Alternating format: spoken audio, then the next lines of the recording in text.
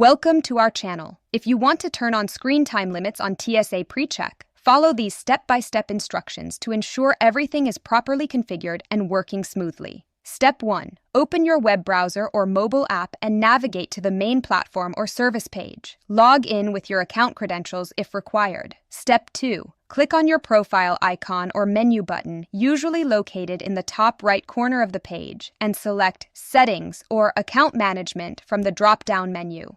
Step 3. Navigate to the appropriate section within Settings, such as Preferences, Security, or Account Options, where you can view and modify relevant configurations.